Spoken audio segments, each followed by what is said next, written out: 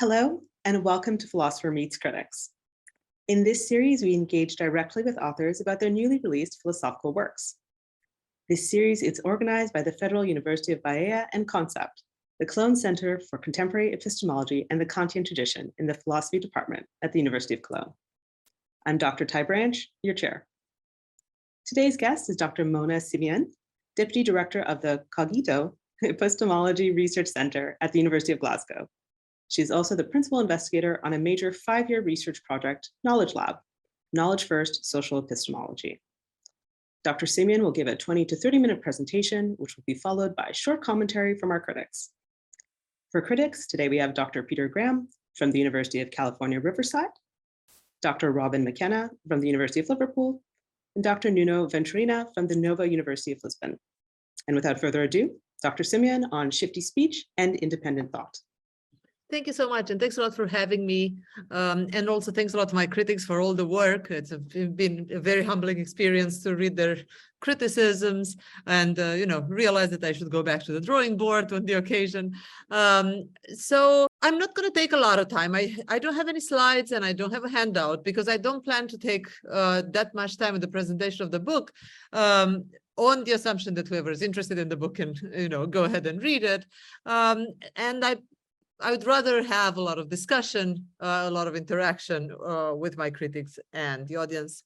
So what the book does is it works at the intersection of epistemology and philosophy of language in that it is concerned with how the epistemic normativity of our speech act works.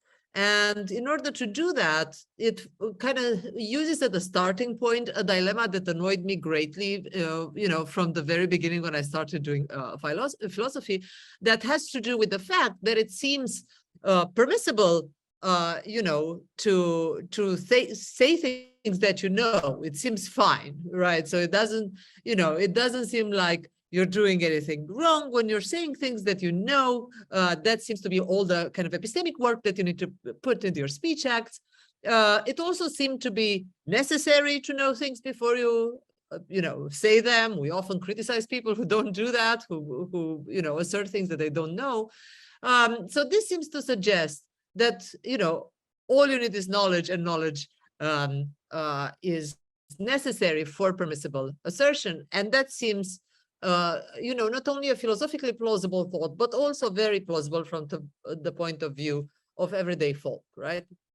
Compatibly with that, however, it also seems as though, in high-stakes scenarios, we want more evidence for what people assert than in low-stakes scenarios. So I expect my doctor, before they tell me that they really check a bunch of times, right? I don't have the same expectation from the passerby before, they tell me that the University of Glasgow Central Building is to the right? So it seems as though on the one hand, knowledge both necessary and sufficient for assertion. On the other hand, it looks as though in high-stakes scenarios, we want people to do more epistemic work before saying what they ought to say. And why is that interesting at all? Well, it's interesting because it's been used by several philosophers. This weird phenomenon is being used by several philosophers to argue that actually what is going on is that knowledge itself is shifty. So because permissible assertion seems to be shifty, right? I need to do more work in order to be able to assert, to tell a patient that they have cancer than in order to tell someone that the Glasgow Uni is to the right. Since assertion seems to be shifty, permissible assertion seems to be shifty, the thought goes, and since knowledge seems to be the standard for permissible assertion, it seems to follow that knowledge itself is shifty. I might have survived that, but what I couldn't survive was the thought that knowledge was shifty with practical stakes, because that basically meant, in a nutshell, that the more you care, the less knowledge you have. And that I always found very implausible a claim. So you can see how, starting with some very trivial observations about when you're allowed to say things and when you're not, you end up with a view that is, very counterintuitive. The view that the more you care, the less you know, right? So I didn't like the view. So I thought, well, maybe maybe the data that we started with doesn't quite justify going as far as that. So basically what this book does is, first it looks at this dilemma and it discovers very bad things about it, which is that it not only is a problematic dilemma in that it leads in this kind of a practical encroachment of the epistemic, but also that it generalizes much further than it has been discussed in the literature previously. So the first thing that I do is I say, well, look, if this is true, right? So if it is the case that because permissible assertion seems to vary with stakes, then we should embrace a shifty view of knowledge or knowledge attribution.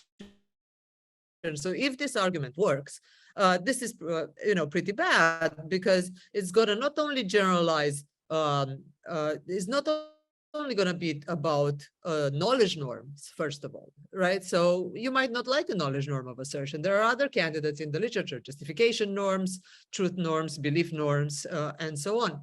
Unfortunately, if this argument goes through for knowledge, it's going to go through for any other norm that's not context variant, right?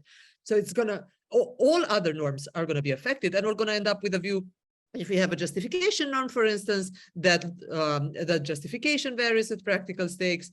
If we have a belief norm, that permissible belief varies with practical stakes, and so on.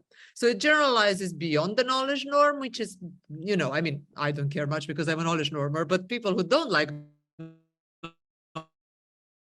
knowledge norm might be offended by this.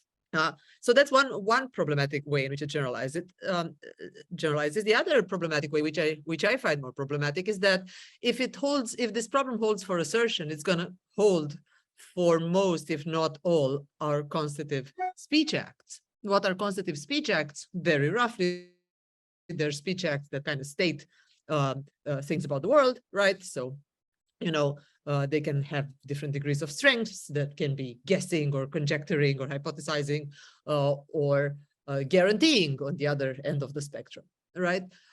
So, predicting and so on, reporting. So there's an entire class of speech acts, which, if this problem holds for assertion, is going to hold for them as well. Why is that? Well, because in one way or another, as I argue in the book, they are species of assertion, all of them.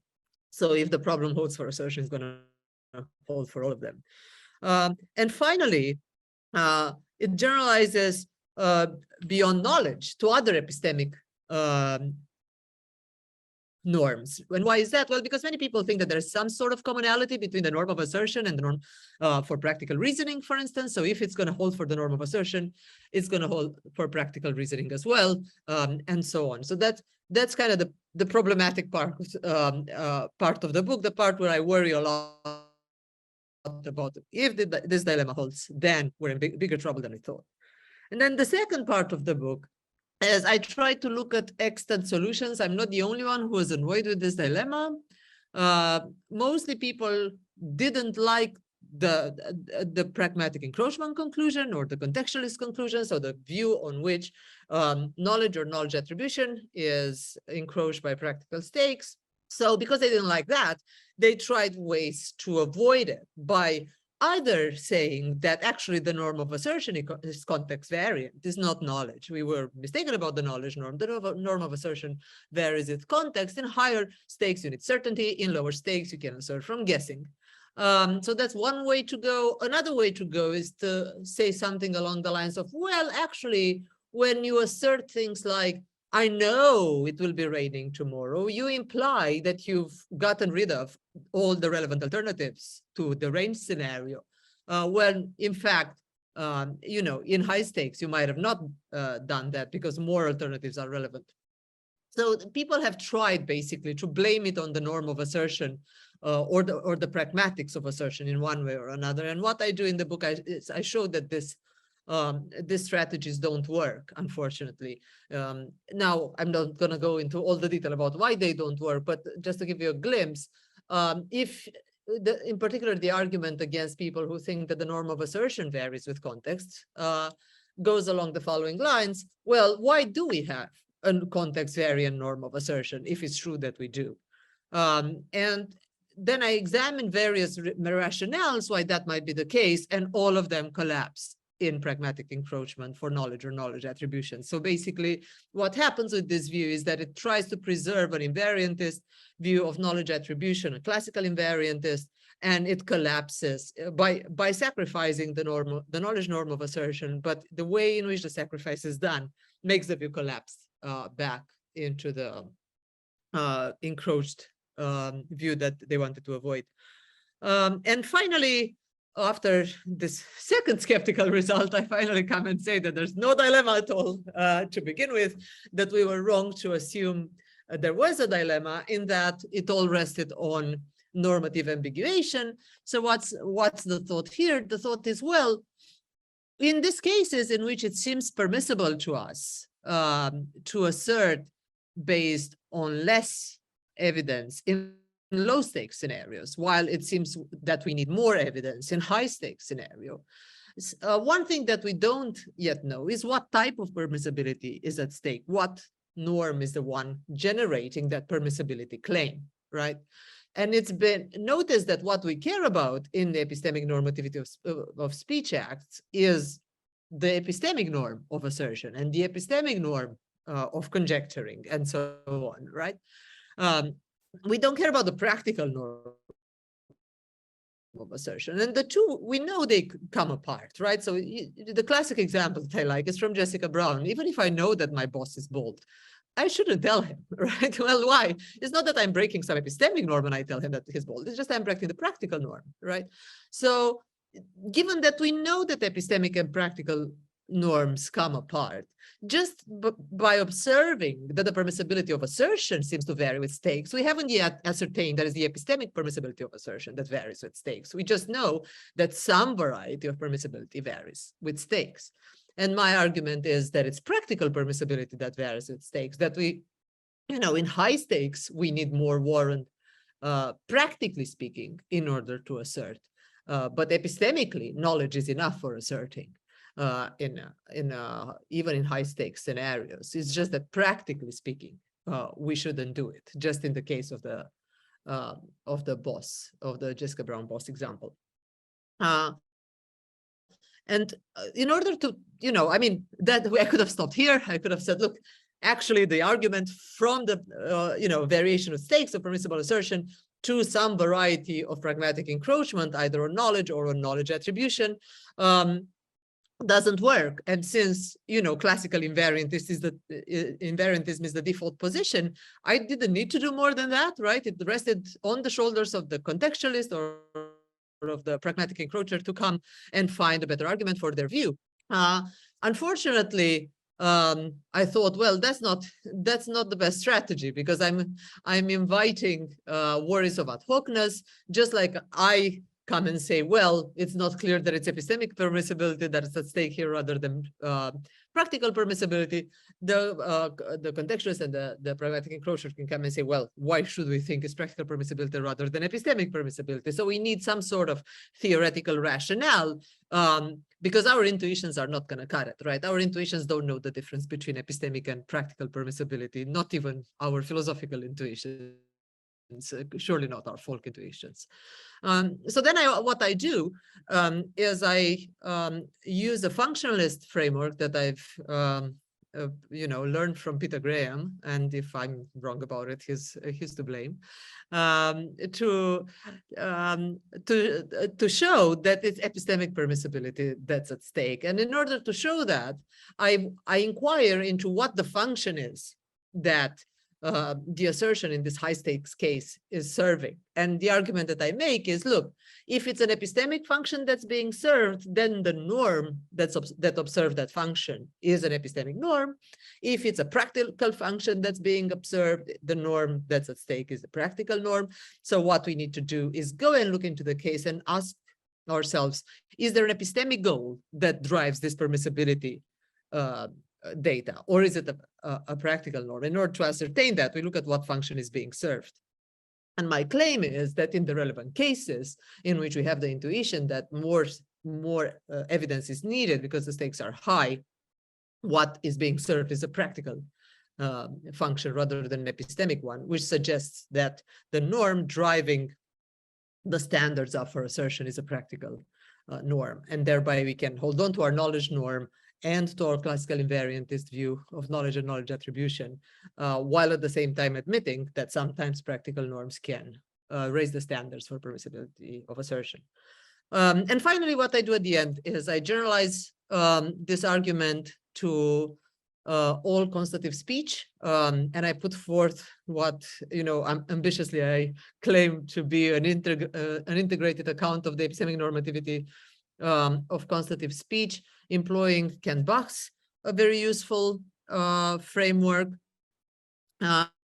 And finally, one thing to say is that maybe something that relates to what I started with, is that you might not care, you might think that you don't care about this book if you're not a knowledge normer, or if you don't care about epistemic purism as much as I do. Maybe you're flexible about it, maybe even you find some sort of practical encroachment or contextualism about knowledge attribution plausible. So you might think, why should you care about this book? So I think one thing to say importantly, again, going back to the generalized dilemma, is that you don't need to like the knowledge norm for assertion to care about the result in this book.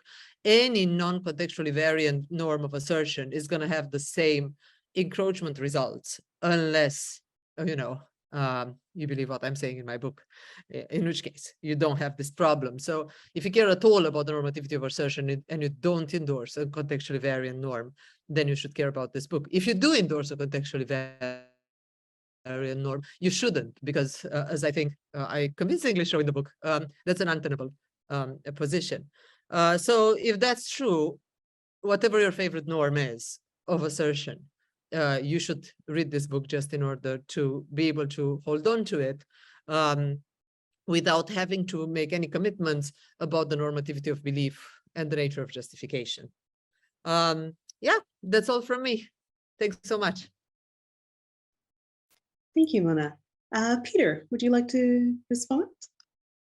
All right, great. Let me get my slides up and running.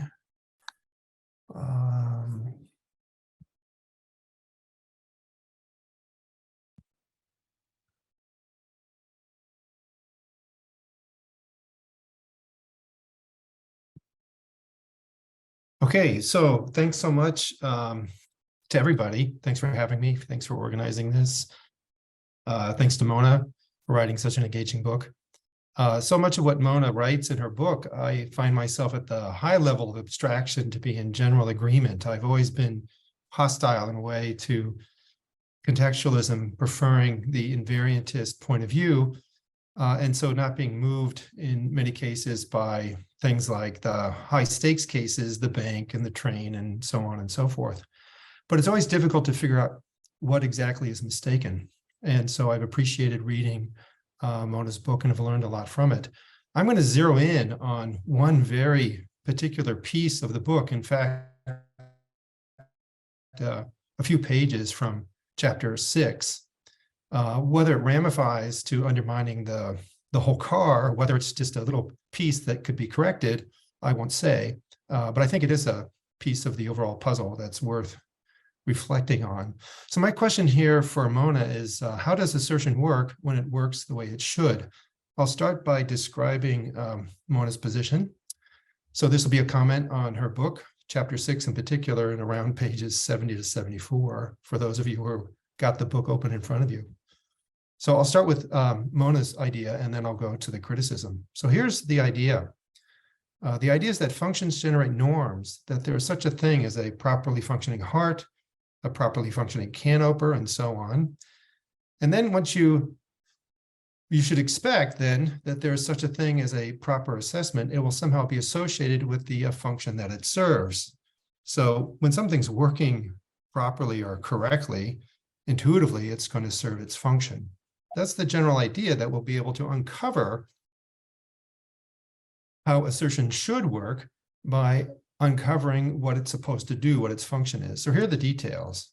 First, the norm of assertion is the standard for normal or proper functioning for assertion. That's part one. Part two is the standard for normal functioning is then the way assertions are produced when, assuming normal conditions, they contribute to function fulfillment. So to find the norm of assertion, first find its function. So that's the function first approach.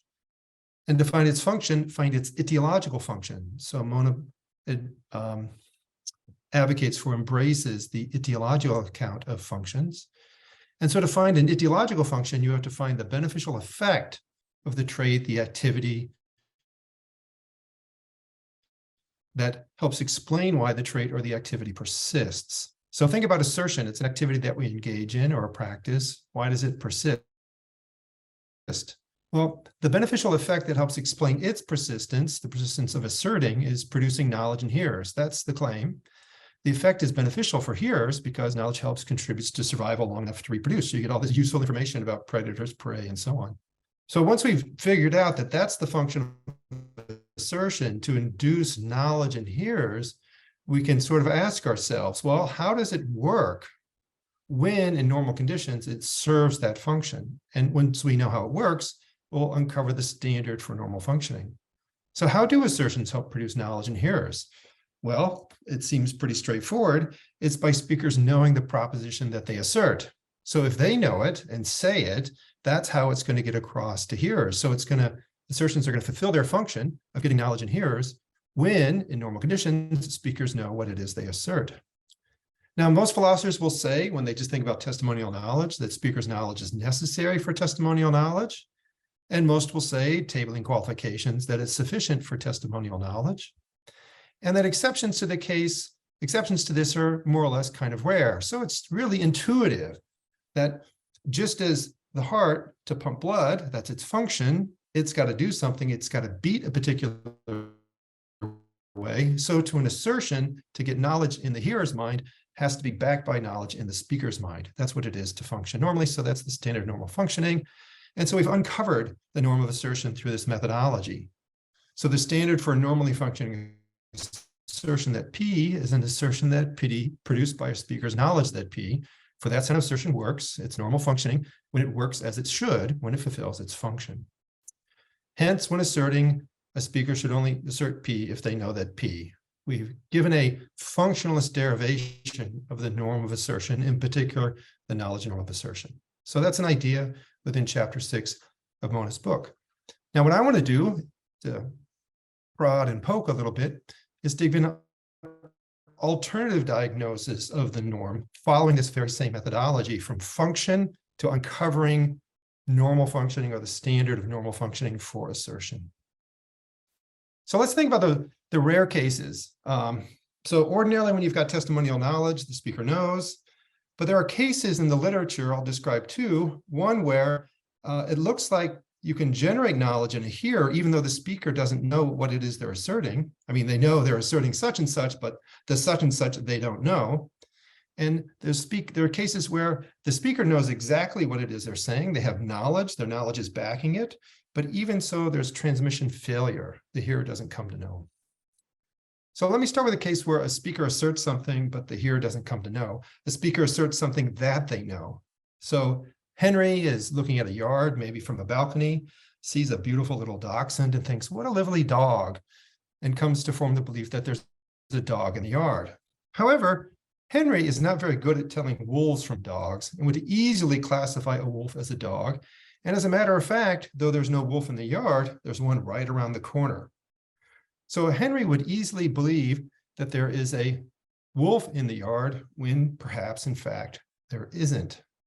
So imagine he says to you, there's a dog in the yard, when he sees a dachshund. Then he knows there's a dog in the yard because he can tell dachshunds and he knows that there are dogs.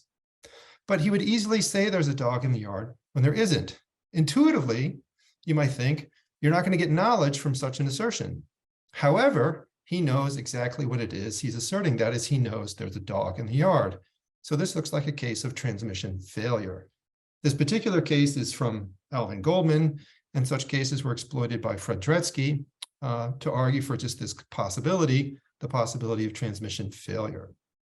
Then there's the famous case first introduced to the literature by Jennifer Lackey of a school teacher. So here's my version of this case, where a school teacher says something and generates knowledge in the audience, that is in the children, but the school teacher doesn't believe what it is she's asserting, hence she doesn't know it. So there's knowledge on the part of hearers from an assertion that's not backed by the speaker's knowledge. So imagine a bunch of kids, maybe even younger kids, are in the woods, and one of them finds an amazing fossil, maybe this fossil. The school teacher says, wow, kids, that's amazing. That is a fossil of a Neanderthal. But this teacher doesn't believe it's a fossil of a Neanderthal or that Neanderthals once lived there thousands, if not hundreds of thousands of years ago, because the school teacher is a young Earth creationist and thinks all of the evidence in favor of evolution is actually a sham put there by God to test our faith. And so the creationist teacher doesn't believe that Neanderthals once lived here. Even so, that's exactly what she asserts. The intuition is the kids acquire knowledge, but the teacher doesn't have it. So this is a case of knowledge generation, assertions fulfilling its function, but knowledge is absent in the speaker's mind. So let's think for a minute about what knowledge is. So what is knowledge? Does it justify true belief? We've learned, no, that's not enough. The subjunctive turn, which was taken by Dretske, Alvin Goldman, Robert Nozick, Ernest Sosa, and many other philosophers, suggests that a subjunctive connection or a modal connection between one's evidence or grounds or method and the truth is required for knowledge. Dretske put it this way: knowledge is belief based on a conclusive reason. Well, what's a conclusive reason R? Well, that's obtains when R would not be the case unless P. There's a modal or subjunctive connection between the reason and the truth. You can do this in terms of safety. In all nearby worlds, if R, then P. So a conclusive reason is a reason R such that in all nearby worlds, if R, then P. Dretske put this in terms of information carrying. So that's just what he called it, information carrying. So a signal carries the information that P when it wouldn't be the case unless P. Or another way to put it, it's safe vis-a-vis P. That is, a signal R carries the information that P when in all nearby worlds, if R, then P. So what happens in the rare cases? Well, in the generation case, information is flowing from the speaker to the hearer. That is, the school teacher has extracted the information based on background knowledge that this fossil is evidence for the existence of Neanderthals living in the area a long time ago. The information is extracted, and then on the basis of that information makes the assertion to the children. So the children acquire the information that they need in order for knowledge, but the school teacher doesn't form a belief on the information and so doesn't have knowledge herself.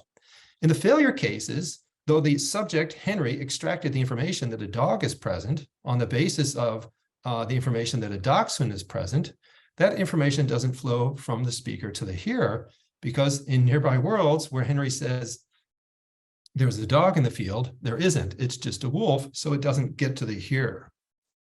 So then let's think about what this moral shows about the rare cases, about what happens in the typical cases, giving our understanding of what knowledge requires.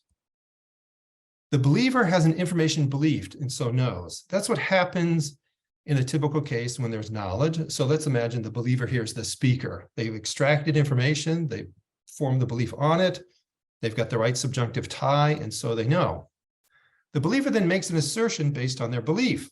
That's what's going on in a typical case. So I see the delivery man outside.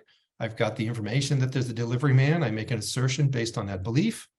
The information is then flowing from my belief to my assertion. Then if you're my audience, if you're my hearer, you comprehend my assertion. That's what normally occurs in a typical case. And the information is then flowing from my assertion to you. Your state of comprehension is carrying the information that the delivery man is here. And then you form an information-based belief. That's how you come to know. So even in typical cases, it's not the speaker's knowledge per se that explains how assertion fulfills its function of getting knowledge in the hearer. Rather, in the typical case, it's the flow of information from the speaker to the hearer that explains how it is assertion fulfills its function. So here's an analogy. Colds we know are a state of illness, and we know they're produced by viruses. You can get the virus, you can have it, yet not have a cold. It could be on your hands, it could be in your system, but your immune system is fighting it off. You never develop a cold. So think of the creationist teacher who picks up the information, but never forms the belief. And then you can sneeze, and the virus can get on someone else's hands, and then they can get a cold. This would be the generation of a cold through the transmission of a virus. Then there are cases like the dachshund case where you've picked up the virus, you've got a terrible cold, but you're so good at covering your nose and washing your hands, you don't spread it to somebody else. So what's really going on when assertion is working, when it's working the way it should, it's not that the speaker should know, it's not the speaker's knowledge per se that does the work. Rather, it's that the speaker's assertion should convey the information that P to the hearer. That's how assertion should work so as to fulfill its function, for that's how it induces knowledge in an audience. And so for want of a better phrase, the information transmission norm of assertion is a better account of the nuts and bolts of the normal functioning of assertion than the knowledge norm of assertion. Thanks very much. There are some references. That's it. Thank you, Peter. Mona, would you like to respond? Yeah, thanks so much. Thanks for all the work, Peter, and for this lovely comments. So let me just start by saying that if it turns out that you're right, I don't mind it at all. So I don't really care about belief that much myself. So if it turns out that the norm of assertion is something like what this very smart postdoc that I'm working with called Chris Fuller-Kyle has defended in print, which is being in a position to know norm of assertion that basically goes in the direction of what you like, Peter, in that he uses also Lackey cases too, and Graham cases, because you have similar cases, you have put forth similar cases in print yourself, to suggest that belief is not in any way instrumental to knowledge transmission. Then if it turns out that that's true, I don't mind it at all. So what I genuinely care about is that what is present is factive and it's got knowledge level justification. That's what I actually care about. Don't really care about the psychological states of the asserter, especially since I'm one that cares about norms for assertion very broadly conceived, where I think that our computers assert, our phones assert, and it might turn out that that's because they can host beliefs, but if it turns out that they can't host beliefs on a reasonable understanding of belief, then it's even better to have a norm that doesn't feature belief because it's more generalizable and less anthropocentric. So that's me on how opposed I am to the view. I'm not opposed at all. That being said, let me say a few things about why I think a functionalist should prefer a knowledge norm rather than an information-based norm where information is just knowledge without belief for you. So here are a few things. So the view, as you know, as you've taught me, is that proper functioning is the norm, right? So what it takes for what is a well-functioning heart is a heart that's properly functioning, right? So the heart that's functioning by the norm is a heart that's properly functioning. And what is that?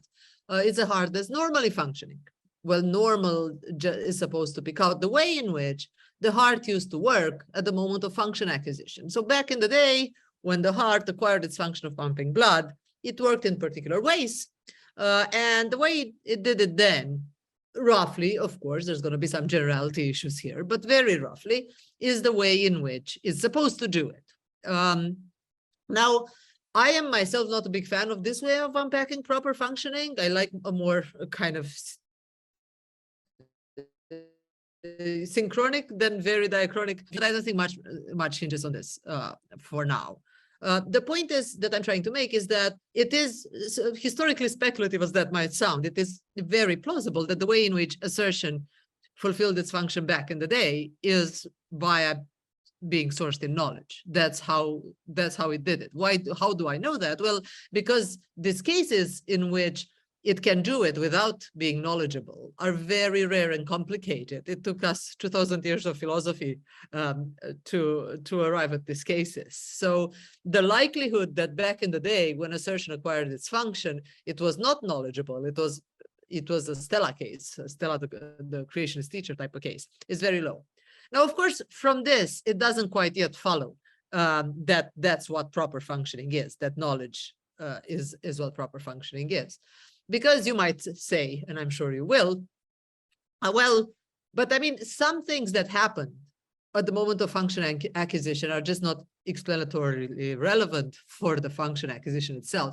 So for instance, here's one thing that the heart does, and very likely did as well at the back in the day when it acquired its function. It does this ticking sound, right? So you might think, well, the heart, when it acquired its function did a bunch of things. What did it do? It pumped blood by ticking at a particular rate, but also by making a ticking sound. Now, one thing we don't want to say is that making a ticking sound is part of what it is for the heart to be properly functioning, right? What it is for the heart to be properly functioning is to beat at 100 per minute, or whatever the right rate is. I'm imagining it's an interval valued actually, but I don't know what it is. So we should probably stop using the heart until we find out what exactly the good rate is. So the thought would be, well, what if belief on the speaker side is like making the ticking sound in the case of the heart, a thing that surely was there at the moment of function acquisition, but it was not explanatorily important, as it were. It didn't carry much of the explanation. Why should we think that? Well, because what did the beneficial effects loop, right? What caused the loop to occur and thus function to be acquired is the thing that generated a good thing in the organism, and that's the blood pumping through the beating at a particular rate, not the sound associated with it, you might think, right? So you might think similarly in the case of assertion, what is beneficial for knowledge acquisition on the part of the hearer is the presence of the information, not the presence of knowledge. So not the belief is like the ticking sound. It's there, but it's not explanatorily important. So that's one thing that a functionalist might say in reply to what I said earlier. So a few things about this. So one thing to say is that it's very hard to identify. It's much harder than I made it sound to identify what's explanatorily important and what is not when it comes to function fulfillment. So here's a view that we can't have. It's the essential stuff. The stuff without which the heart would not have continued to exist in any possible world. So that's not going to work, right? Because we can imagine a possible world in which the heart pumps blood via some, weird magnetic mechanism that some angel puts in place, right? So it's not going to be the case that beating at 100 rate is essentially necessary for the heart to fulfill its function. There's going to be possible worlds where the heart does it without doing that, right? So that view is not something that we can have, this very strong modal view, right?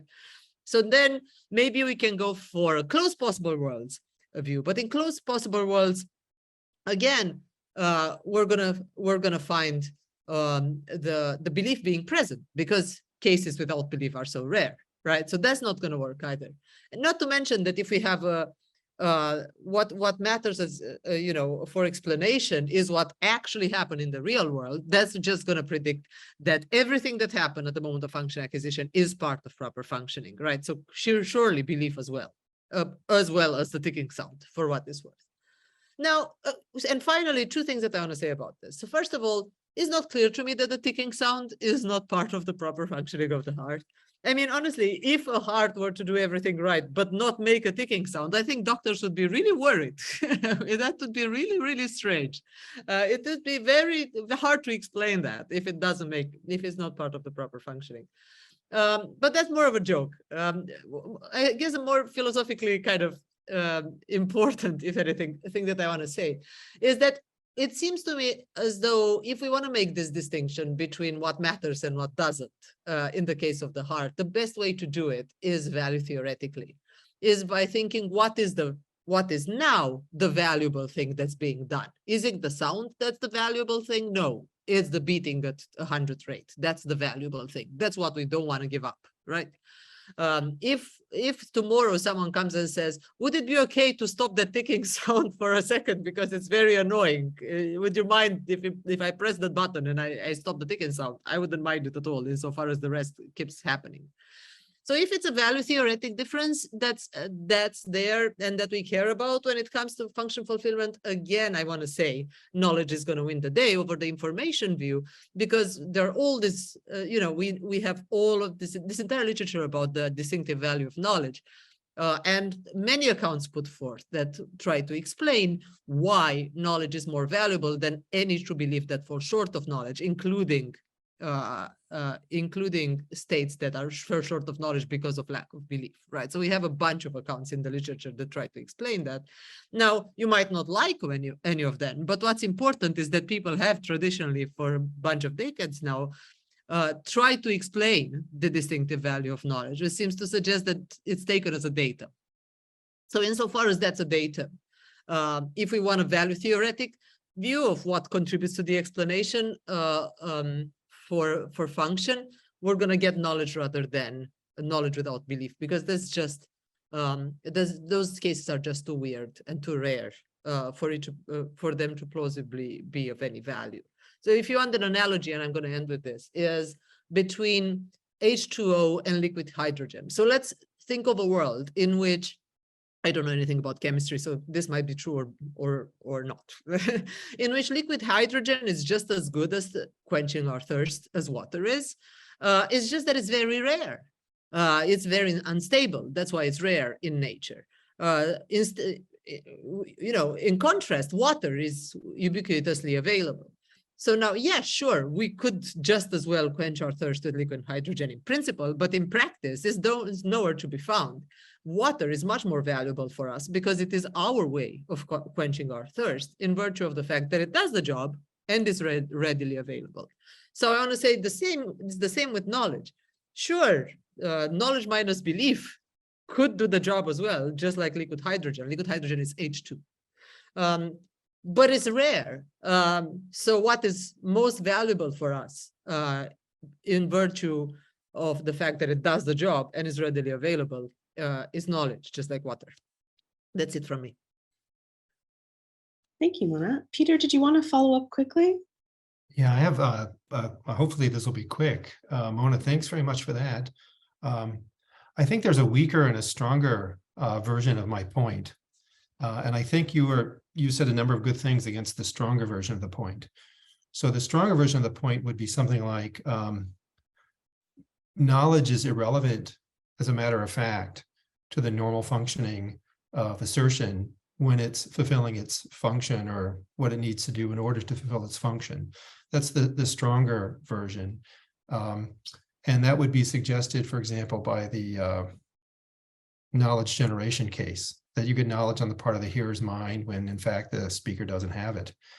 But you're putting your finger close, I think, to the following type of reply to the stronger point. You did one way. One way is to concede, well, it's possible that there's a world, say, of robots and telephones that make assertions, but they don't have belief, so they don't know. And maybe in that case, assertion could have the function of inducing hearer belief, but it wouldn't be true for the normal functioning of assertion in those kinds of worlds that involves the sender's knowledge.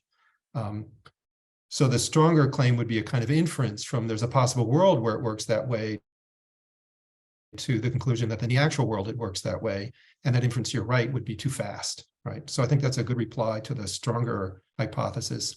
Another possible reply to the stronger hypothesis is that in those kinds of cases, in the actual world where someone gets knowledge from a speaker who doesn't have it, that assertion just isn't functioning normally. And so that's an abnormal case. And so you haven't uncovered what it is to function normally. So I think the weaker interpretation of the point I was trying to make was a kind of, nuts and bolts, what's really going on.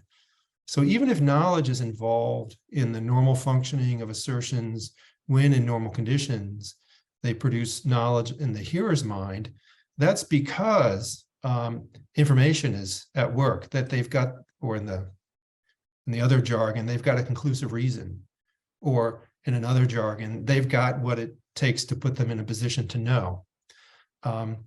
So I think that's the weaker thesis that I think we would probably agree upon. But there's a further, once you've got the weaker thesis, there's a further point that it's not simply that the speaker has knowledge that backs their assertion, but that the assertion too sort of carries the information, or the assertion is a conclusive reason. And I think furthermore, that there's something about the normal functioning in the hearer's mind That is, the hearer's comprehension state as of the speaker's assertion is also a conclusive reason or carries the information. So there's kind of the flow of information is a part of the normal functioning, even if when we talk about normal functions and normal conditioning for the actual case, knowledge is always present. And so I think the weaker thesis in a way tries to elaborate the real nuts and bolts and then draws further consequences about the conclusive reason or the information being carried by the assertion and being picked up by the hearer. So the normal functioning norms are just a little more elaborate and I think more accurately put in these other terms. So that's the weaker thesis. Am I allowed to say something? Sure, more of course, about this yeah. question? We're here to have a conversation. Yeah, thanks, Ida. Yeah, as you well foresaw, I agree. We are in agreement that those are the nuts and bolts. I guess one thing to say is that one thing that we also agree on is that there is a social norm of assertion. And whether there's more than that governs assertion, whether it's constitutive or not, whether it's the same social norm that's also constitutive or they're separate norms, well, that doesn't really matter for our purposes here.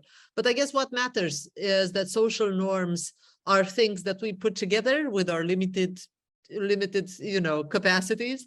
And because of that, it's more likely that the norm is going to be something that's simple for us to comprehend.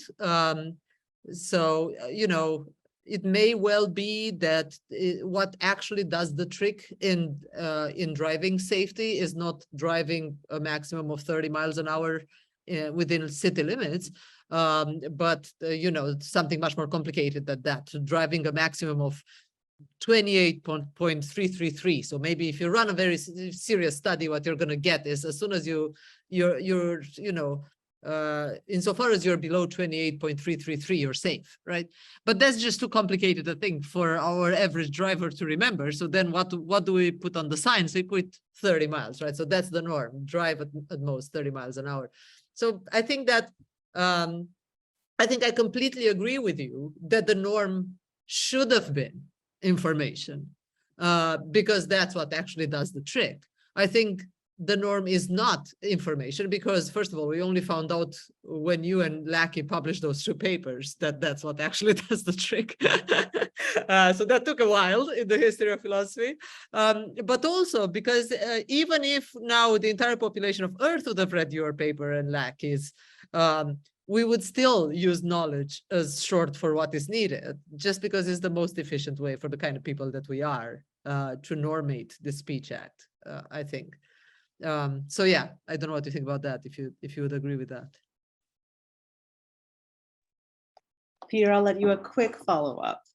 I think your point is right that when it comes to formulating a social norm, we're going to use concepts that are easily accessible to us, a part of our folk psychology. But I think when it comes to functional norms, they could be just totally opaque to us. So it was only until we advanced science that we knew with Harvey in the 17th century that the function of the heart was to pump blood. And then we're still maybe trying to uncover exactly what counts as normal functioning for human hearts. And so I think when it comes to functional norms, they can be largely opaque. Functions can be opaque. And when it comes to our socially prescribing behavior on one another, we're going to use readily available folk psychological concepts. So I think that premise is correct. Thank you. All right, Robin, the floor is yours. Okay, I'll just share my screen. Okay, great. So Peter just zeroed in on one aspect of Mona's book. What I'll do, I guess, is take the opposite approach and try and take a more holistic view. So basically, I'm making a series of comments in kind of roughly ascending order of what I regard as importance. Just to say there'll be quite a lot on these slides. I'll just take a note of the time to make sure I don't speak for too long. I'll try and not go through everything because probably that'll be a bit too long. Okay, so first some general positive comments. I thought the book was clear, engaging, and really does cover an impressive amount of ground in I think around 160 pages. It's I'm not sure the right adjective is. It's punchy, let's just say. So what I'm going to do in these comments is first identify some areas of agreement, then move on to what I guess are kind of smallish areas of disagreement, in there will be some what I regard as friendly amendments or questions. And finally, I'm going to try and finish by raising a couple of bigger picture questions / issues. So the areas of agreement. So I think I agree with several of the main claims of the book. Perhaps actually these are all the main claims of the book. First, I think that this, what one calls the shiftiness dilemma that she was describing in our opening remarks, that can be avoided. Second, I very much agree that there's this important conceptual distinction between epistemic norms and norms with epistemic content. And I agree with Mona that a lot of the literature has probably kind of elided this distinction. I think Mona's functional framework for epistemic normativity is very elegant and illuminating.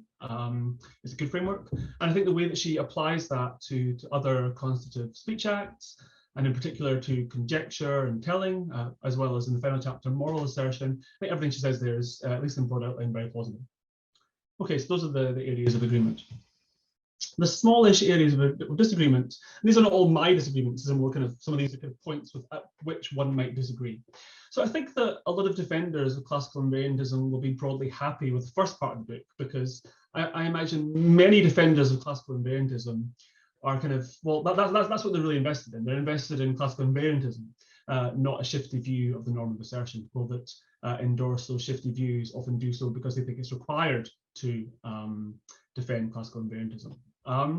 That said, I thought that the chapters on pragmatic warranted assertability maneuvers and what Mona calls KK compatibilism, I think there was certainly some space where defenders of, if people want to defend the classical invariantist plus shifty view, that package, they could push back. I think in a lot of cases, Mona seems to conclude from the fact that Awam will have a kind of, their explanation of the data will be messy, that the view therefore is to be rejected. And that seems a bit too quick. And it also seems like a lot of the problems that Mona raises for these kinds of pragmatic explanations, really kind of parallel problems that shifty views of knowledge or the word knowledge are generally regarded to face. I think perhaps most importantly, I think it was kind of, I thought the underlying methodology here was perhaps a little bit questionable. It seemed like a lot of the argumentation was kind of imagining that we have data that can be kind of taken for granted and has to be explained. Whereas in actual fact, I think if you look at the debate between all these, defenders of various different views, what they're really trying to do is kind of argue about which data has to be explained and which data we're allowed to just explain away. So I think all that to say, I think this debate does get very, very messy, and there's not a kind of neat, clean way of rejecting some of the views that one discusses in this part of the book. Anyway, moving on to the second part, the functional framework for epistemic normativity. So here is where Mona makes this point about there being this conceptual difference between norms with epistemic content and an epistemic norm, and the point that she was talking about in her opening remarks about her intuitions blurring the difference between epistemically and all things considered permissible assertion. And I guess you might think that kind of there's just a kind of background disagreement here between Mona and defenders of shifty views, sort of knowledge impurists, about what exactly makes a norm epistemic. And this kind of maybe goes back to some of the rhetoric that Mona opens the book with, this rhetoric of good thinking being independent of practical considerations. I think for defenders of shifty views, it may well be that good thinking is not independent of practical considerations. There's a kind of antecedent theoretical disagreement that I think needs to be kind of borne in mind when considering the debate here. I was also not entirely convinced that our intuitions are blind to the difference between epistemic and practical propriety. I think we can recognize this difference. Probably what it is that we're not always very good at teasing the two apart. It seems a bit too quick to say that our intuitions are just blind to that difference. I mean, we're happy to recognize certain assertions or questions as epistemically proper but practically improper, and vice versa. So this functionalist picture of epistemic normativity that Peter was talking a lot about in his comments, one kind of general thing I was puzzled about here was Mona seemed to take it that assertion is very closely tied to testimony, which kind of makes sense, right? Because obviously assertion is the main vehicle by which you get testimony. But it seemed to me like assertion doesn't have to be quite so closely tied to testimonial knowledge. Surely you can get knowledge that P from someone's assertion that P without that knowledge being testimonial. You can believe P because someone said so. Sorry, you can believe, what is in this idea? Sorry, let's just, yeah, so it could be that you only believe P because someone said so, but you don't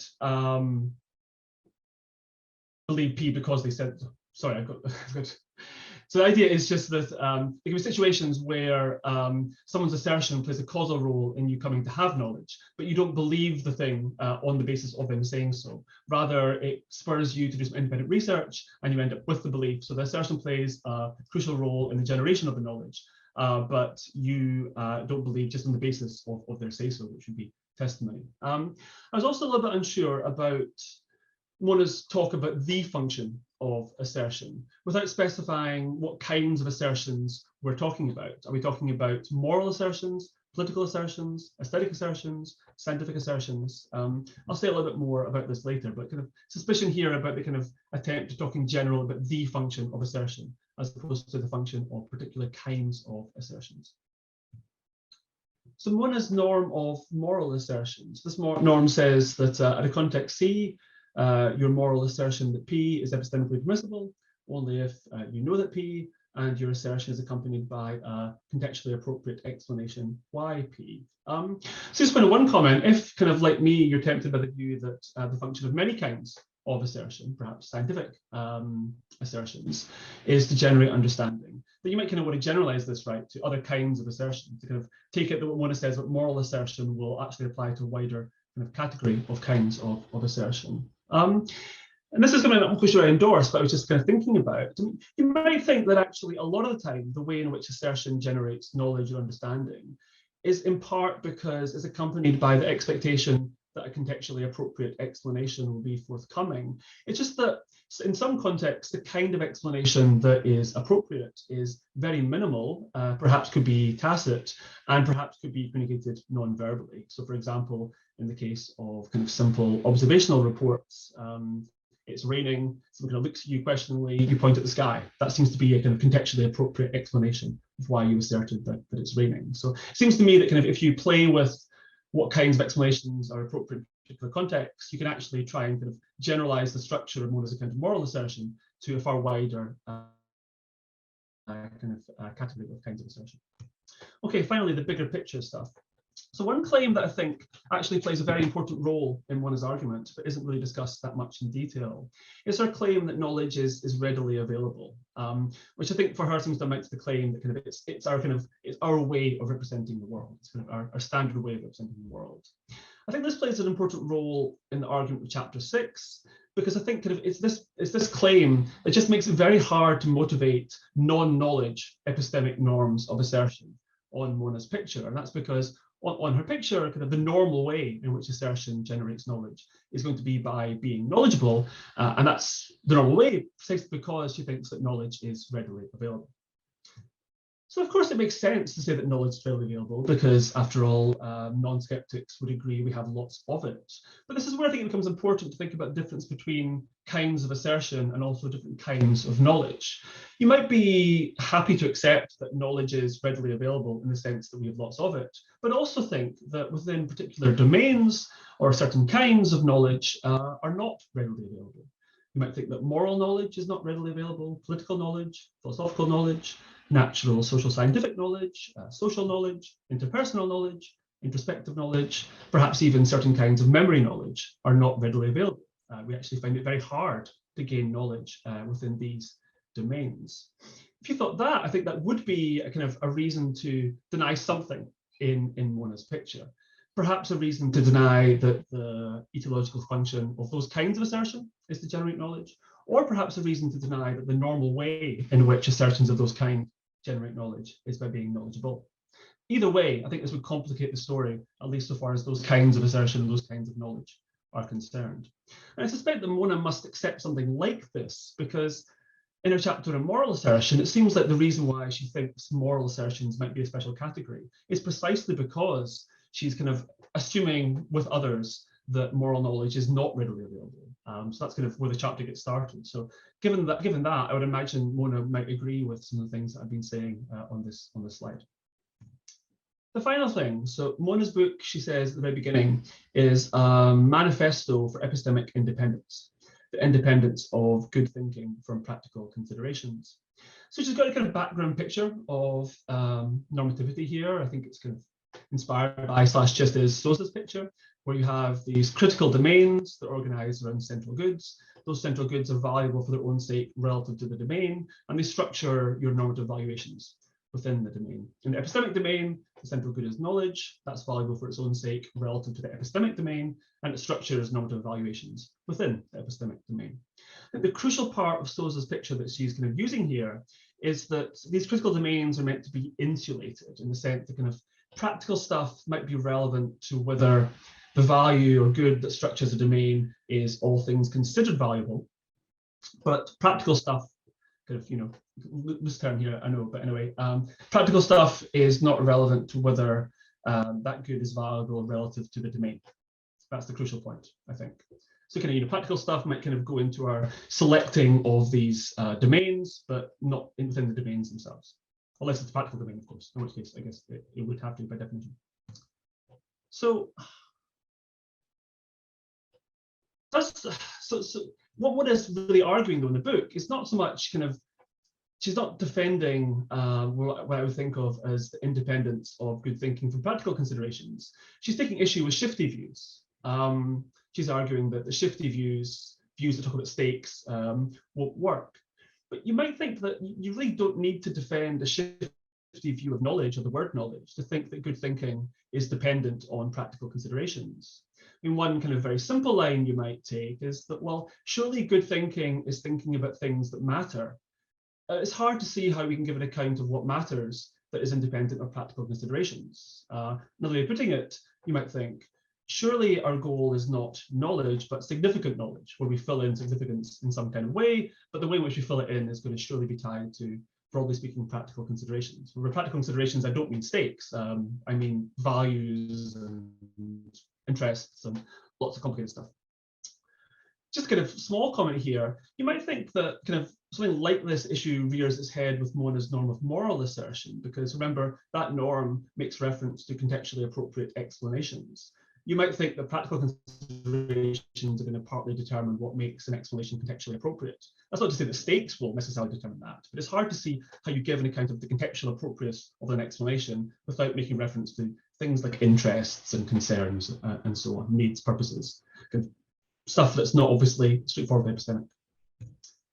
This is the final point. What Mona might kind of respond to this is that, well, that's kind of fine, but what she wants to say is that, well, epistemic goal of inquiry or belief or whatever is knowledge. Although, of course, what we want, all things considered, is significant knowledge. So kind of epistemically speaking, what we want is knowledge simpliciter, but of course, all things considered, we want significant knowledge or knowledge that matters or knowledge that's important to us or whatever.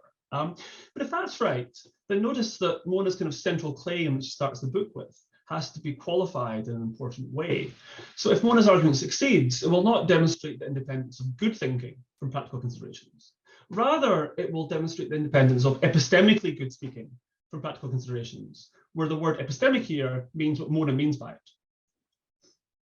And it might be that this is kind of a way of seeing why various views that you might think conflict with Mona's style of purism, such as, for example, feminist traditions in epistemology, are really just talking about different things. They're kind of interested in good and bad thinking, good and bad inquiry, simpliciter, rather than what Mona means by epistemically good or bad thinking, or epistemically good or bad inquiry. Okay, so that's it. Hopefully I didn't go long. Mona, what do you think about these smallish areas of disagreement and the big picture stuff? Thanks so much for this, Robin, for all the work.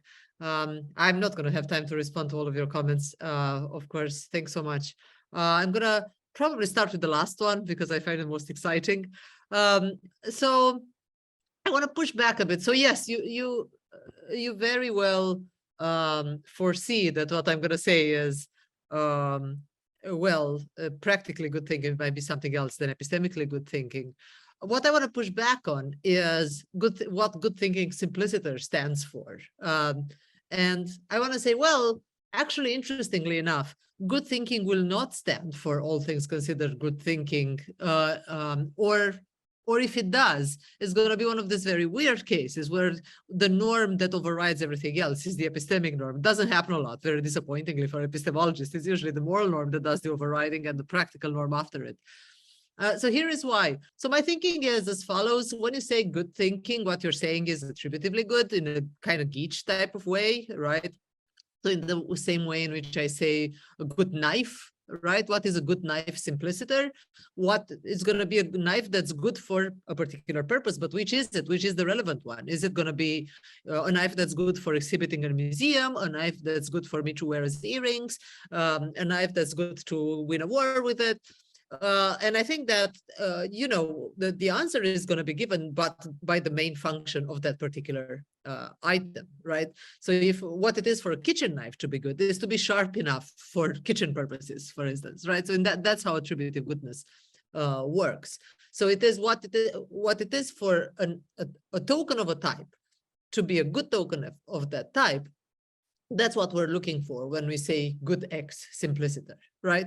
So, you know, and that has very little to do with all things considered normativity, right? So a good thief is a good token of its type, even though there's nothing all things considered morally or practically good about that, right? I mean, the better the thief, the worse it is morally and practically, right? So I want to say that that's how good functions in the case of thinking as well. And since the main function of thinking is to produce epistemic goodies, I want to say that good thinking is epistemically good thinking, so that it is legitimate to start the book by saying that good thinking is independent of practical consideration, because good thinking just is epistemically good thinking. Now, you might think, well, but that is it really like that? Is it really the case that the main function of thinking is the epistemic function? Because yes, you can agree with me that that is the main function of thinking, to produce epistemic goods. But you might also think, well, the only reason why it has this function ultimately is to keep us alive, right? So isn't the main function of thinking actually something like survival? And I guess my point is, and that's where the Sosa point comes in. I guess my functionalist picture follows the Sosa picture very well in that way, in that the main function of an item is going to be, as it were, the central value of its critical domain, right? So let me go back to knives. It need not be the case that kitchen knives are all things considered good for us, right? Or that the norm that says that they should be this and that sharp, I don't know how sharp a kitchen knife should be in order for it to be good, that norm is all things considered norm, right? And still there's a norm as to how sharp a kitchen knife should be, right? And that is a kitchen norm. It's not an all things considered norm. How do I know that? Well, let's say that tomorrow we discover in shock via some anthropological study that we would have been much better off if we had never had any sharp knives, because sharp knives are what, you know, helped us go to war, and we would have been a far less aggressive species if we hadn't had any sharp knife. Now, that doesn't make a blunt knife a good kitchen knife, even if we make this discovery in anthropology, right? So this seems to suggest that when we say good X simpliciter, we refer to what is good for an X, for a token of its type, so for an X token of the X type, and that refers to the main function of the relevant type, where that main function may well itself be conducive to survival, but it need not be. It's a contingent matter of fact whether it is. So I think I'm firmly convinced that knowledge is good for survival. But I guess my point is that even in cases in which it turns out that it isn't, then we would have been much better off if we had only false beliefs about the world. Good thinking would have still been the kind of thinking that's knowledge conducive, rather than the kind of thinking that's pleasure conducive, for instance. So that's about the last kind of big picture theoretical point. I agree with you on many of the other points. So I agree with you that there's going to be very likely different functions of different assertions. In particular, I agree with you about scientific assertion that is very likely going to follow suit in having something like an explanation norm attached to it, and with an understanding kind of function. I guess a couple of things to say. Why should we think that there is such a thing as a function for assertion simpliciter then, rather than just functions for each and every little variety of assertion? Well, I guess one reason to think that that's true is because we can ask the question: does the speech act of affirming something does this do anything for us? Is this something that we ought to do independently of its content? Is this gonna help us independently of its content? And it does seem as though we can think about how assertion should be done independently of its content, and we can think about things that it can do for us independently of its content, right? That being said, again, I don't think there's a big disagreement here, because I agree with you that, assertions of particular type are species of the big general type assertion. And I also think that the species are going to be sometimes exhibiting exceptions from the general norm of assertion, like species tend to, right? Species often are governed by stronger norms than the type, right? So, my favorite example is that of waltzing. Waltzing is governed by stronger norms than the general type dancing. And indeed, if you try to think about what the norm for dancing is, it's even hard to figure out, is there such a thing as a norm for general dancing? Well, it is. Probably you need to move rhythmically or something like that. And if you don't do that, you're a bad dancer, but it's pretty minimal. And then if you want norms for the species, they become more explanatory. So that's, I guess, one reason why I think there is a norm for general assertion. Another reason is because there's going to be even the cases that you have in mind where you say, well, there's going to be cases of very minimal explanation, maybe even tacit. So maybe we should think that understanding is in general the goal of assertion, and thereby we need something like an explanation type of thing on the part of the speaker, where the explanation in very small cases may well be minimal. The reason why I don't like that is the following. So understanding can be, mainly of two types: understanding why or understanding phenomena, I guess. Understanding phenomena is just understanding a complex object. It's objectual understanding. Understanding why is a simple version thereof. And there are going to be assertions that can't generate either, nor is there anything interesting about either. So let's take your example with raining. So if I say it's raining outside, when I look at the sky, I don't generate an explanation of why it's raining, right? I generate an explanation of why I believe it's raining, why you should trust me that it's raining, of how I come to know it's raining, but not why it's raining, nor do I generate in you any understanding of the phenomenon of rain, right? So it looks as though we just don't have any understanding that can be generated by my assertion, unless it's some understanding of my psychology, which you may, not be very interested in. You might just care about whether it's raining or not, rather than about why I form beliefs and how, right? And it seems plausible that in most kind of basic everyday assertions, things are going to be like that. When you ask me, where is Glasgow Uni? And I say to the right, do you really care how I came to know that Glasgow Uni is to the right, or why I believe it, or anything like that? No, you don't care about any explanation. You generally just care about where it is.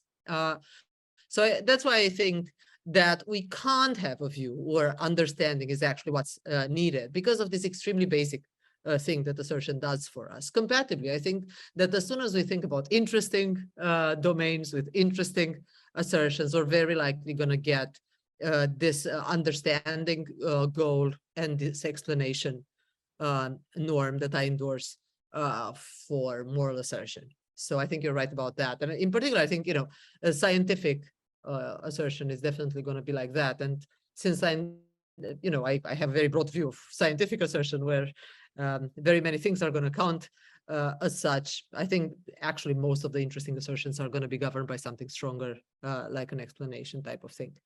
So I agree with you there. So yeah, for the rest, I found myself in such an agreement with the comments that I thought I should just focus on these two kind of bigger issues. Thanks. Robin, did you want to follow up with thoughts on Mona's good thinking? Yeah, excellent thinking. Yeah, so just maybe I'll say something quickly about the second bit about understanding and so on, because I've got less to say and disagree less with, disagree less with that. So yeah, I think what you say, Mona, sounds right to me. I guess in general, what I'm inclined to push back against is the kind of picture that says that, well, we start with what you're calling the simple or the basic cases, and from them we generate a kind of hypothesis, if you like, about the function of assertion in general. And then what we do is we start to look at more complicated kinds of cases, and we see to what extent we can extend our hypothesis to deal with those more complicated cases like moral assertions or scientific assertions. And sometimes it will turn out that we can't quite really extend it, so we have to add something. But if you kind of, if that's your methodology, then you could end up with your picture where there's kind of, it makes sense to say the function of assertion is generating knowledge, but then there are kind of these special areas where it doesn't do that because they're complicated in some way or other. Whereas I guess I'm a bit skeptical both of that methodology and of no, it's just one thing I'm skeptical of. It's the methodology. I don't necessarily like the methodology because it's guided by a kind of operating assumption that we'll be able to arrive at the kind of single hypothesis about the function of assertion. Whereas I guess I'm more impressed by the diversity. I'm not entirely sure why you would want to adopt that methodology in the first place. But that's kind of more of a methodological disagreement. I don't think it really leads to that much in the way of substantive disagreement at all, because yeah, the suggestion about explanations being tacit and so on, I guess that was more there to push you. I agree with what you say about the rating examples. That's not going to work. But I guess maybe the point is being more that, well, let's think about how many cases are actually going to be basic in this way. Obviously, there are lots of them, but that doesn't mean that they're the norm in any meaningful sense. So that's what I say about the first, well, your second comment. The first comment about good thinking. I'm trying to think how to put this point in. That's not just kind of like a metaphor, but I can't really do it. So I'll just put it in terms of metaphor. So the kind of view that I like, that I think denies purism and that I think holds good thinking is not independent of practical considerations, I think amounts to saying that Sousa's picture is just not going to manage to fully insulate these critical domains. Like, you know, you can try to, you can like add lots of tape and glue and kind of add some defenses and so on to try and keep the, I don't know, let's imagine it's like water, practical stuff like water, try to keep the water out and keep it dry, but you'll never quite get there. You know, there'll always be kind of gaps and places where they get in. So the example that I mentioned in one of the slides, kind of contextually appropriate explanations, that's one place where I think they're going to get in, like just spell that out in ways that don't advert, well, only advert to purely epistemic considerations. I think you'll not really be able to do that. And part of me thinks at this point this is really very interesting, right? Because this is not the pragmatic encroachment view of knowledge. This is not the contextualist view of knowledge in the kind of DeRose, Lewis, Cohen sense. It's just a view that says that, well, like you can't spell these things out in purely epistemic terms. You're going to have to add something kind of nebulous to do with like human interest, significance, stuff like that. So I don't think the view is very interesting, but still, I think it's a view that holds that good thinking, in some sense, that is recognizably epistemic. So it's not the all things considered sense, but it's not your sense of epistemic. That kind of good thinking, like cognitively good thinking, intellectually good thinking, I don't know what the label for it is. That thing is dependent on practical considerations. But nobody has that view has to accept pragmatic encroachment or anything like that. So that's the kind of view I'd want to defend. It's kind of, I would think about it as kind of like an amendment of Sousa's picture, right? It's saying that like, well, sure, this is kind of the basic structure, but things are just not quite as neat, clean and tidy as Sousa and you want them to be. Things. Excellent. So last but not least, Nuno, you have the floor. Thank you, Teresa. And let me also thank the organizers for having me, and thanks to Mona for writing the book. One of Simion's Shifty Speech and Independent Folk, Epistemic Normativity in Context, is a clear, timely, and thought-provoking book that no serious epistemologist or philosopher of language can ignore. The book is an impressive tour de force on some of the most influential views in the fields of epistemology and philosophy of language over the last 20 years. Simion skillfully combines both fields, defending epistemic independence, that is, the independence of good thinking from practical considerations, and a functionalist account of the normativity of assertion, which is complemented by what she calls an integrated view of the normativity of constative speech acts. I was particularly thrilled by 3 chapters. Chapter 4, KK, Compatibilism, which closes the first part of the book devoted to the thought, speech, shiftiness dilemma. Chapter 8, the epistemic normativity of conjecture, which opens the third and final part of the book on constitutives in context, and chapter 10, a special case moral assertion, which concludes that part. While chapter 8 fascinatingly argues that the epistemic requirements placed on us by conjecture are stronger than those governing assertion, something that Simion formulates in the principle that one's conjecture that P is permissible only if one knows that one has warrant, but not sufficient warrant to believe that P. Chapter 10 puts forward the attractive view that, in virtue of its function of reliably generating moral understanding in the audience, a moral assertion that P needs to be knowledgeable and accompanied by a contextually appropriate explanation why P. Well, although I would like to say something about chapters 8 and 10, in the interest of time, I shall limit myself to some comments on chapter 4, where Simion concentrates on KK compatibilism. The last view she examines that attempt to safeguard the independence of thought in the face of assertion's practical shiftiness. KK compatibilism enters the scene after the introduction in chapter 1 of the context shiftiness dilemma generalized, and after the discussion in chapters 2 and 3 of epistemic and pragmatic ones, respectively. Whereas chapter 2 rejects the plausibility of assertion sensitivism, one of the two horns of the shiftiness dilemma, chapter 3 reveals the shortcomings of pragmatic compatibilism.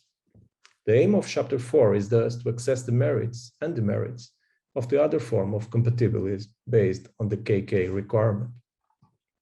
Chapter 4 is divided into 3 sections: knowledge of knowledge, the normative status of the blameworthiness claim, and my favorite, knowledge of knowledge of knowledge.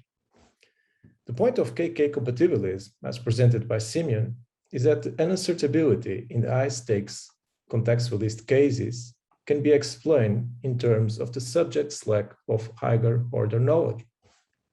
However, according to Simion, KK compatibilists are confused insofar the view is identifies the epistemic deficit that is explanatorily salient in contextualist cases, namely that the absence of second-order knowledge is not a difference maker.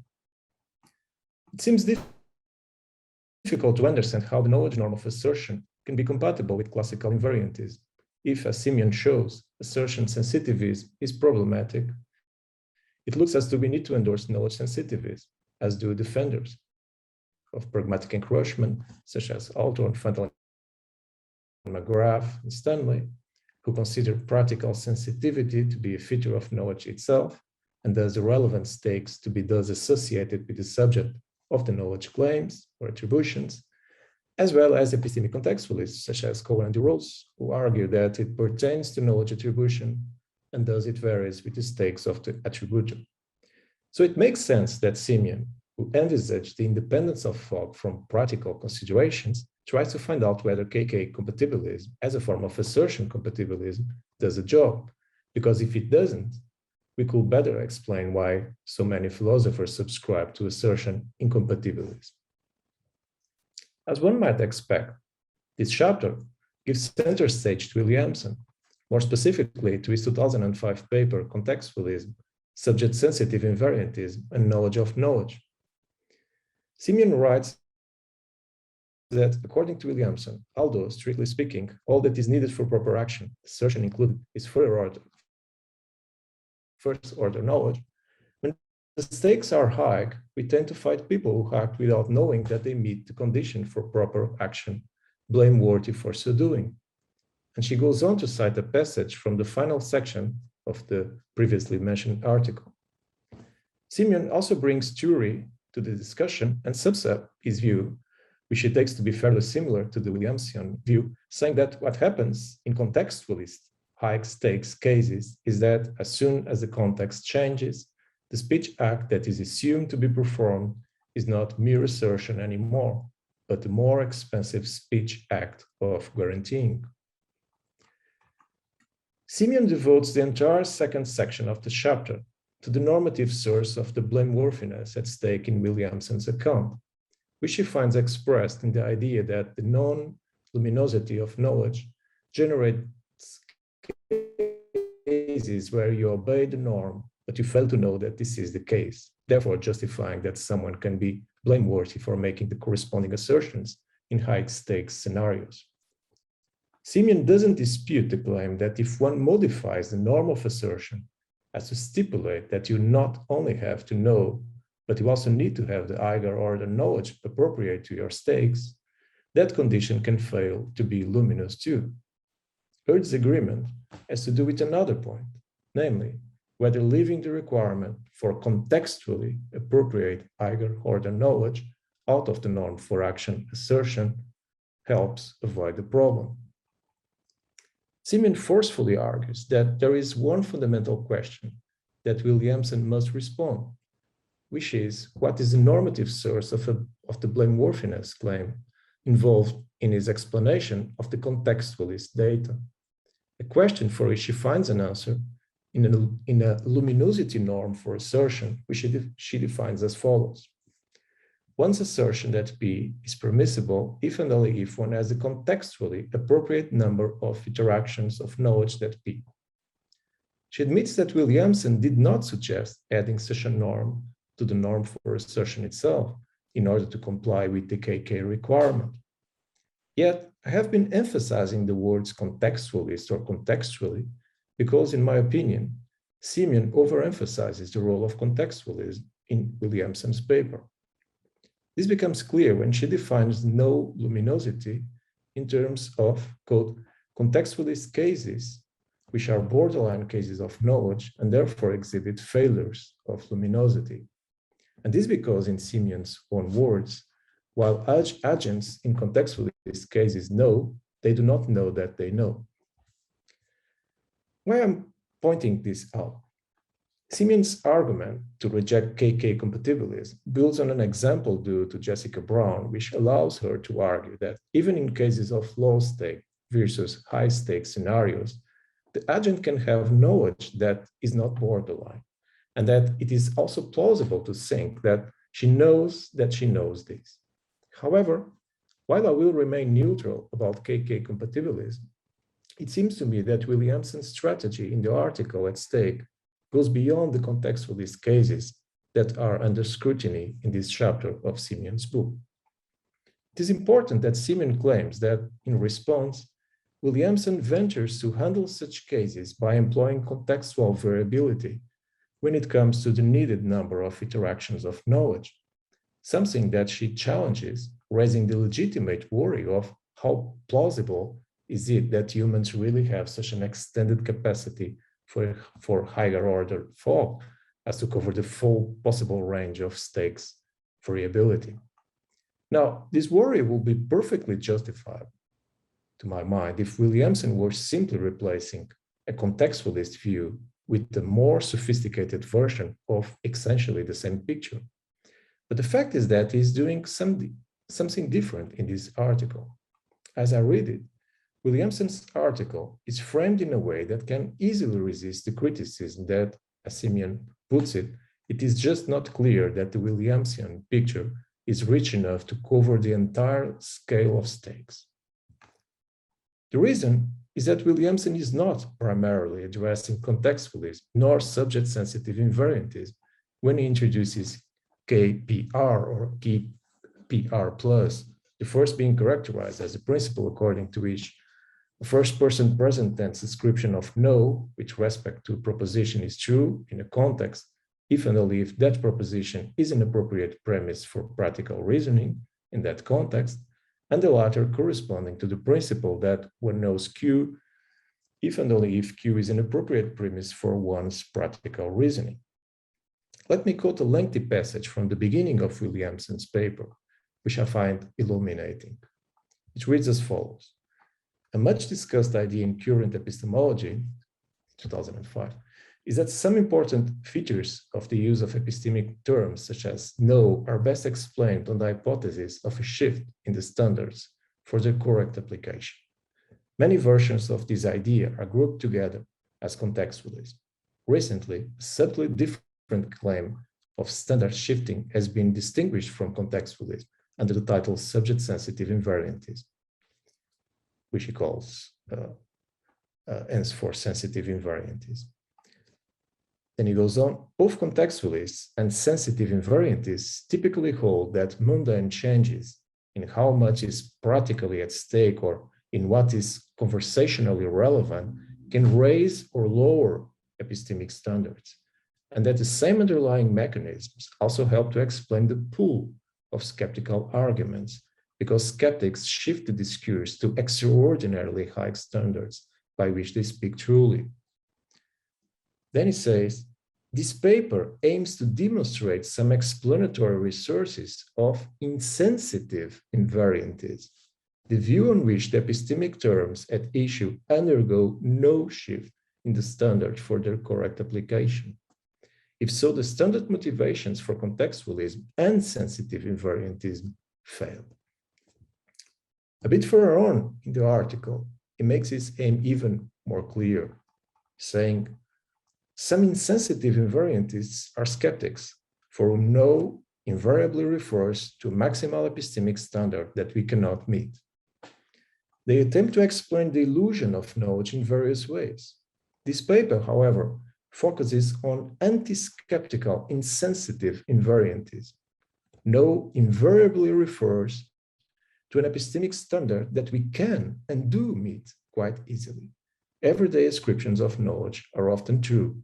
Apparent cases of standard shifting typically involve such everyday ascriptions in the low standards context. We therefore need to take Williamson's account as designed to offer an anti-skeptical, insensitive, invariantist strategy to deal with knowledge claims that cannot be dealt with either by the contextualist or the subject-sensitive invariantist guns. The problem of radical skepticism and the incapacity that both epistemic contextualism and subject-sensitive invariantism demonstrate to overcome it are, in my opinion, the two fundamental worries of Williamson in this article. However, I find no traces of these worries in Simion's reading. I think it makes a fundamental difference to approach Williamson's claims from the point of view of an anti-skeptical insensitive invariantist rather than looking at them from a sensitivitist approach. Williamson actually writes, the insensitive invariantist could try to build variation in the required number of interactions of knowledge into appropriateness itself, with a corresponding revision of KPR and KPR plus. In some cases, Q will be appropriate if and only if one U Q, in others, if and only if one U that one U Q, and so on, depending on the stakes. Then he says, if such a move is acceptable, it provides the insensitive invariantist with a systematic response to arguments from practical differences to shifting semantic standards for epistemic terms. However, the move does not guarantee, Williamson recognizes, the epistemic accessibility of appropriateness, for the anti-luminosity argument is quite general. But Williamson's main point is not the problem posed by the number of interactions of knowledge. What he stresses is that the denial of knowledge by the insensitive invariantist will require extensive revision of the everyday practice of knowledge description in a skeptical direction. Williamson admits that the resultant anti-skeptical insensitive invariantist picture is complex, but for him the key point is that either order ignorance does not warrant denying first order knowledge. I think this puts additional challenges to the independence of thought that is so well pursued in Simion's book. Thank you. Thank you, Nuno. Mona, would you like to respond? Yeah, thank you very much for these very rich comments. Yeah, I mean, there's very many things to say, so I'm just gonna maybe focus on trying to clarify a bit kind of the space, the discursive space here. So Williamson and I agree on very many things, notably, in particular, I agree with him rather than the other way around.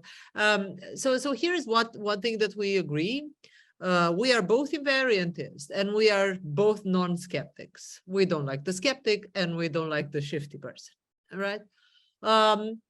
And now, you know, if you are like us, a non-shifty non-skeptic person, you have a bunch of challenges that you need to deal with in order to defend your view from the shifty and the skeptic person, right?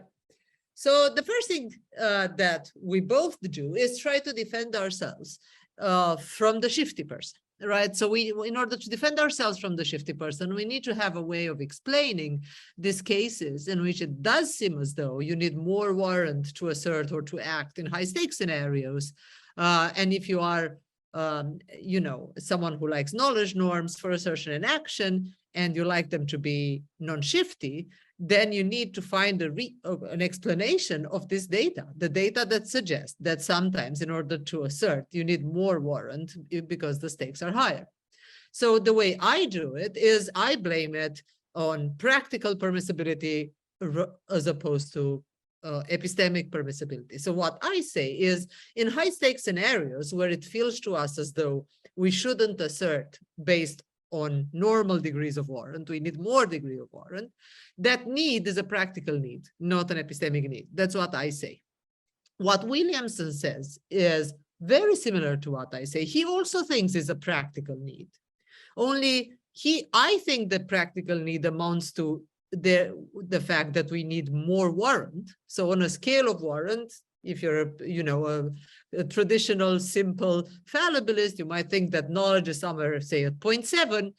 So what's going to happen, on my view, is the practical norm is going to say, well, you need more than 0.7 because the stakes are high. But the need is practical, not epistemic, on my view.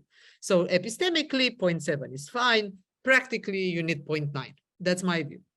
On Tim's view is very similar to mine, whether what he thinks is not that the level of warrant or justification rises like I do. What he thinks is, sure, knowledge is epistemically enough, but practically speaking, is best to have second order or third order or fourth order knowledge if you want to be a prudentially respectable asserter and actor. So what he says is we blame, even though they are not in breach of the norm when they assert or act from knowledge, we blame people if they don't know that they know, because the stakes are so high that before acting or asserting, they should know that they know, right? And then he says, well, for even higher stakes, you need knowledge of knowledge of knowledge, and so on. Right. So now the question that arises, so those are the two views. They're very similar. He explains the variation by blamelessness and variation in orders of knowledge. I explain the variation by prudential normativity and variation in level of warrant, but we both agree it's the practical norm that does the trick. And so the question is, which of our views should you choose? Now, in the process of defending ourselves against the shifty person, one thing that we both need to talk about is how about skepticism? Because one of the things that the shifty person claims for themselves is that by having this view, this shifty view, they can not only explain these cases of variation with stakes for permissible assertion and action, but they can also explain what's happening in cases, in classically skeptical cases. So they can explain why, as soon as you are in the epistemology class and your lecturer says, what if you're a brain in a vat? It seems like your bets are off and you shouldn't go ahead and assert that you know stuff, right? So the contextualist, for instance, Robin here, would say, well, this context now, knowledge attribution is not permissible anymore, or something like that, right? So basically, in a nutshell, the contextualist and the pragmatic encroacher can traditionally explain two things: intuitive variability with stakes for permissible assertion and action, and skepticism. So if you're someone like me and Williams, and you need to defend yourselves against these two things, so you need to have a good explanation of what's happening in skeptical cases, and you need to explain permissible assertability and actionability variation, right? So my book is not about skepticism, so I don't address the skeptical issue at all. I address it in a book that I'm writing now, because the skeptical issue is more a question of belief than speech act. So it would have been a bit kind of a side issue to address the skepticism. So the book focuses on this kind of threat coming from permissible speech acts, because it's a book on speech acts. But you're right to say, of course, that Williamson, because he writes a paper on contextualism and pragmatic encroachment, he needs to do all the work. So he does the explaining the shiftiness work and the attacks on skepticism work. So yeah, that's just kind of to clarify what's going on. And I think that you're right, that if Tim and I were to be in competition for a job, I would also owe an account of what's happening in skeptical cases if I were to, be a competitor, a proper competitor with him. So you're right to say that what he says in that paper is not properly, if you want, outweighed by what I say in my book, because I only address the permissible shifty speech act stuff, and I don't talk about skepticism at all. So I completely agree with you on that front. The reason is because the book is about speech acts as opposed to his paper, which is about the more general contextualist and pragmatic encroachment threat, as it were, to invariantism. But yeah, thanks. That's very helpful in kind of clarifying what's going on. So yeah, thanks so much for all the work. Nuno, does that answer your critique? Yeah, definitely. Just want to thank Mona for the clarification. It's very helpful. And I need to read the book truly, because I was really thrilled by many of its chapters, as I said, and I was really interested in the transition from chapter 3 to 4 because of the fact that chapter 3 deals with pragmatic compatibilism, and then you introduce the KK compatibilism in chapter 4. But yeah, now I understand better why you did not approach skepticism, because I was just wondering how an examination of skepticism along Williamson's lines could even strengthen your arguments in the first part of the book. So for this 4 chapters that compose the first part of the book. Yeah, I mean, great stuff. Thanks so much. Thank you. Excellent. Well, I think with that then, I will close this edition of Philosopher Meets Critics. I'd like to thank you, Mona, for speaking with us and presenting your work, and of course, our critics for offering their critiques. If you enjoyed this discussion, I invite you to look at our YouTube channel, Figments of the Brain, which has other discourse. So with that, goodbye. Thanks a lot, everyone.